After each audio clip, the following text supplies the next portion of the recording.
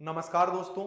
अगर आप junior assistant 5512 परीक्षा में सम्मिलित हुए हैं तो आज की ये वीडियो आप सभी के लिए काफी ज्यादा महत्वपूर्ण होने वाली है। जैसा कि आपको पता है, जूनियर असिस्टेंट की 5512 पदों के लिए परीक्षा जून माह के अंत में जो है वो संपन्न करवा ली गई थी। उसके बाद उसकी आंसर की जारी की गई और आज फाइनली इसकी रिवाइज्ड आंसर की जो है वो जारी कर दी गई है। तो रिवाइज्ड आंसर की में नंबर का किस तरह से फेरबदल हुआ है और अब इसका कट ऑफ पर असर क्या पड़ने वाला है, आपकी टाइपिंग की cut off general, OBC, SC, ST और ईडब्ल्यूएस कैटेगरी की कितनी जाने वाली है, कंप्लीट जानकारी आपको इस एक छोटी सी वीडियो के माध्यम से मिलेगी। आप लोग वीडियो में लास्ट तक बने रहिएगा और चैनल पर नया हो तो चैनल को भी आप लोग तुरंत सब्सक्राइब कर लेना। तो आपका टाइम ना खराब करते हुए हम लोग आगे बढ़ेंगे। तो एक एक करके हम लोग सारे पॉइंट क्लियर करेंगे, फिर आगे आपको कट ऑफ भी जो है यहां पर हम बताएंगे। तो अगर रिवाइज्ड आंसर की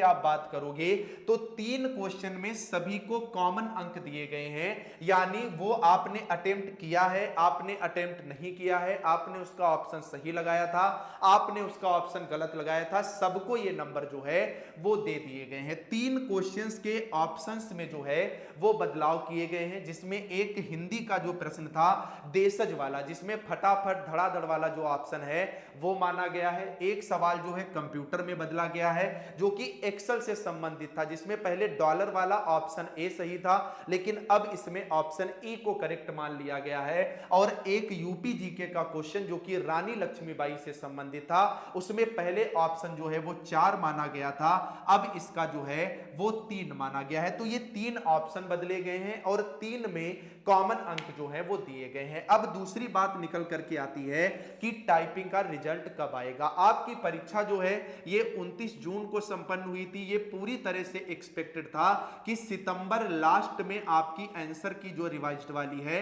वो आएगी और कई सारे यूट्यूबर, अन्य सोर्सेज भी यही कह रहे थे, लेकिन यूपी ट्रिपल एससी ने तेजी दिखाई है और अगस्त के अंत में ही इसकी रिवाइज्ड आंसर की जारी कर दी है। तो अब ये पूरी उम्मीद जताई जा रही है कि या तो सितंबर के लास्ट में या अक्टूबर माह के फर्स्ट वीक में जो है आपको टाइपिंग वाला रिजल्ट जो है वो देखने को मिलेगा। अब नेक्स्ट बात निकल करके आती है कि कितने स्टूडेंट जो है वो टाइपिंग देंगे। आप ये डेटा समझ लें, फिर हम कट ऑफ की तरफ आगे बढ़ेंगे। तो अगर 2022 में जो 1262 पदों पर वैकेंसी आई हुई थी, इसमें टाइपिंग के लिए 15,174 अभ्यर्थी बुलाए गए थे, जो डेटा तकरीबन में 12 गुना के आसपास होता है। तो जैसा कि उम्मीद लगाई जा रही है कि 2023 में भी वैकेंसी की संख्या है 5512, तो अगर 12 गुना अभ्यर्थी बुलाए जाते हैं तो इनकी संख्या 60,000 से ऊपर होने वाली है। अब अगर टाइपिंग की बात करोगे तो चाहे उसके लिए अलग अलग सेंटर बनाए जाएं, कॉलेजेस जो है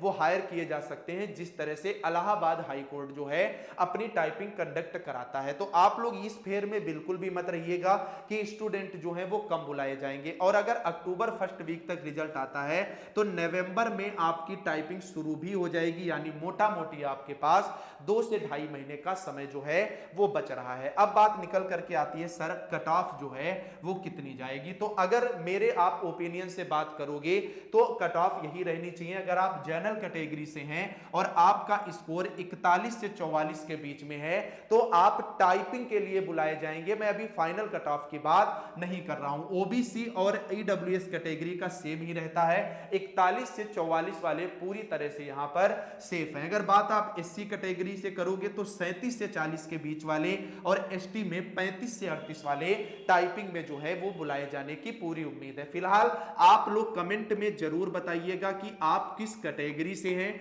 आपका स्कोर जो है वो कितना बन रहा है, जिससे मैं वहां पर आपको कंफर्म कर दूंगा कि आपके फाइनल सिलेक्शन के जो हैं वो कितने ज्यादा चांस है। अगर आपको लगता है इस टाइपिंग में कुछ बदलाव हो सकता है तो वो भी कमेंट करके जरूर बताइएगा। इस चैनल से आप लोग जरूर जुड़ जाएं। इंफॉर्मेशन और अपडेट कैसी लगी कमेंट करके जरूर बताना। जाते जाते चैनल को सब्सक्राइब करना मत भूलना। नमस्कार।